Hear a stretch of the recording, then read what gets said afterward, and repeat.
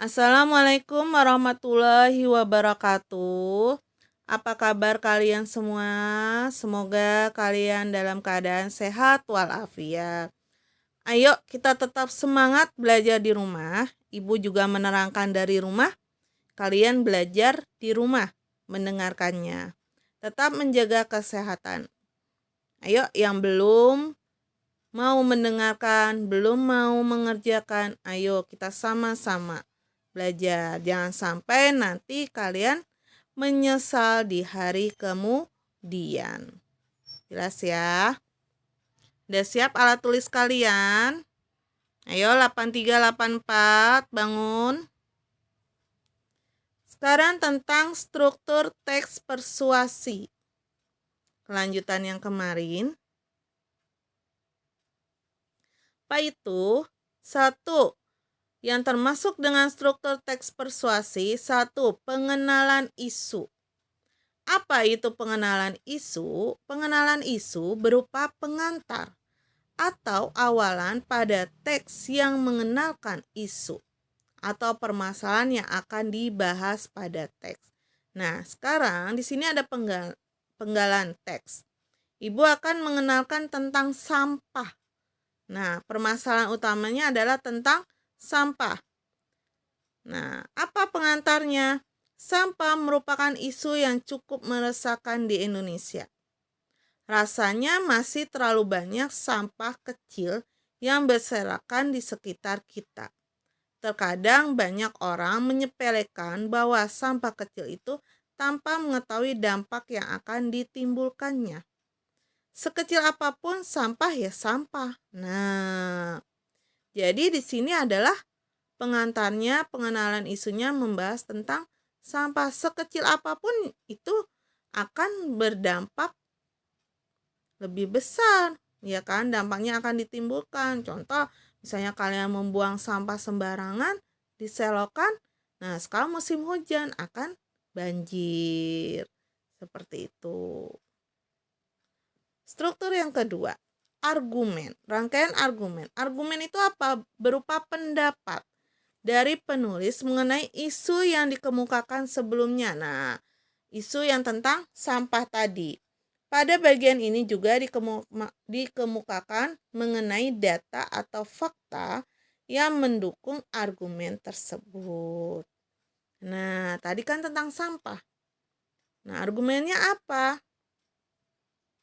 Sampah yang kita buang di mana saja tidak akan hilang sendirinya.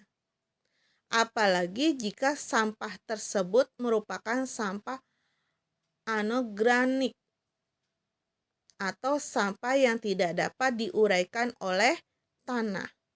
Namun, bukan berarti kita dapat membuang sampah organik kemana saja. Sampah terurai tetap tidak akan menghilang secara instan.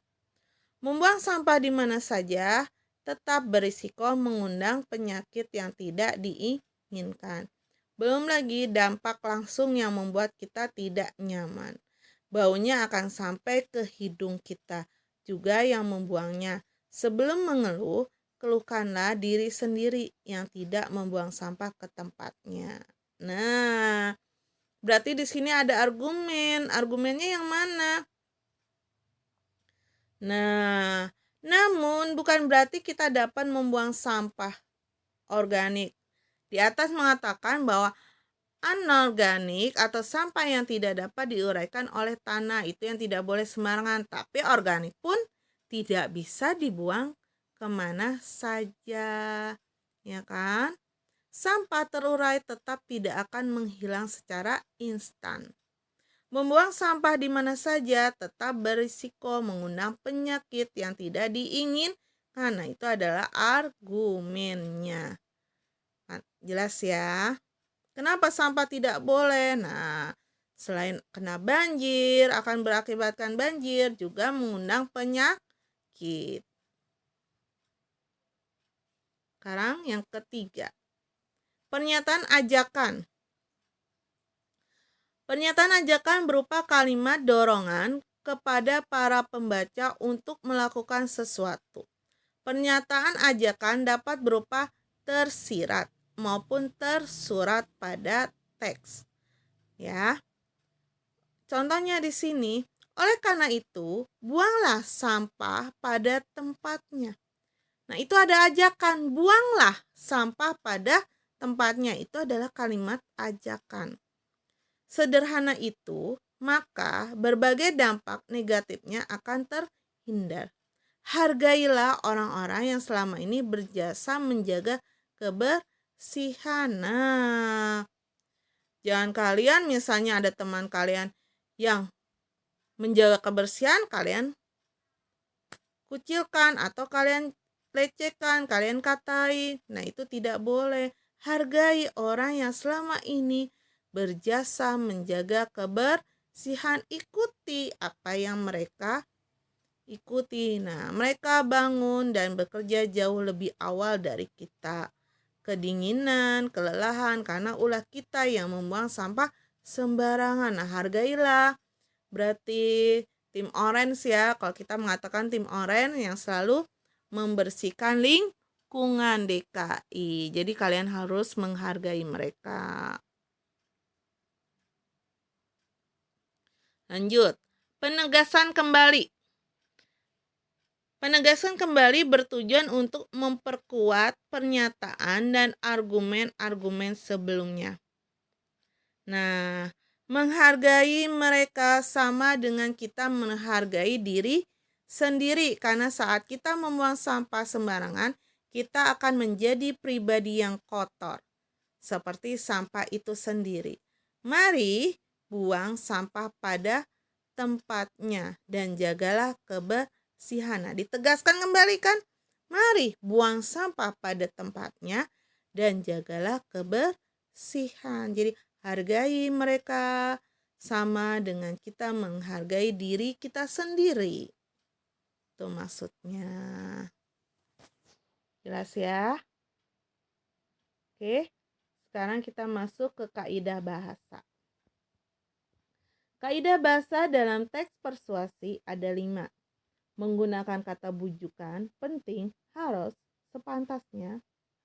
Kedua, menggunakan kata kerja imperatif, jadikanlah, hendaknya, waspadalah.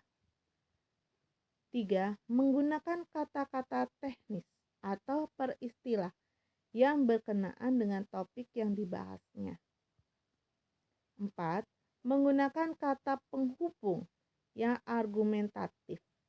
Jika, sebab, karena, dengan demikian, akibatnya, oleh karena itu.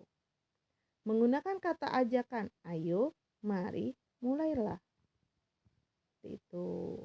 Kita lihat teksnya sama seperti tadi. Nah, tadi sudah dibaca, mana aja? Nah, di sini ada oleh karena itu kata penghubung. Buanglah, ajakan. Hargailah, ajakan. Karena, kata penghubung. Karena, penghubung. Mari, ajakan. Jagalah, ajakan. Lalu di sini ada kata yang menggunakan kata istilah. Lupa ibu memberikan tanda.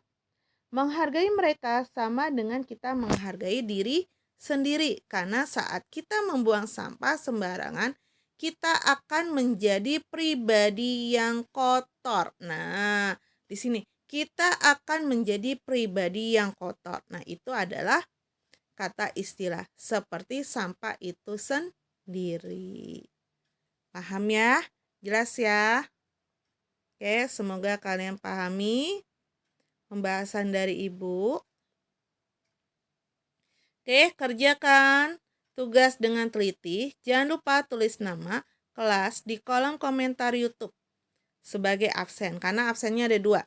Absen kehadiran itu dilihat dari ibu lihat komentar di YouTube ada tidak nama kalian. Yang kedua adalah absen di link tugas. Ya. Oke. Jelas? Ayo yang belum mengerjakan yang kemarin, sekarang semoga kalian hadir dalam materi hari ini. Ya, ingat, kalian jangan asal jawab. Kalau kalian banyak yang dapat 0, berarti kalian tidak mendengarkan materi ibu di YouTube. Maka nanti ibu minta untuk wali kelas kalian Ya, 83 nanti Ibu akan menghubungi Bu Haji Rohani. 84 Ibu sendiri yang akan meminta kepada kalian untuk mengerjakan kembali. Nah, pilih mau mengerjakan kembali, mengerjakan 1 kali tapi sudah mendapatkan nilai yang bagus, atau mengerjakan 2 kali. Ya kan? Ibu yakin kalau kalian mendengarkan berarti kalian nilainya pasti 100 semuanya. Good job. Tapi kalian tidak mendengarkan berarti nilai kalian 0. Karena asal memilih A, B, C, D. Nah, tidak membaca teksnya. Paham ya? Oke.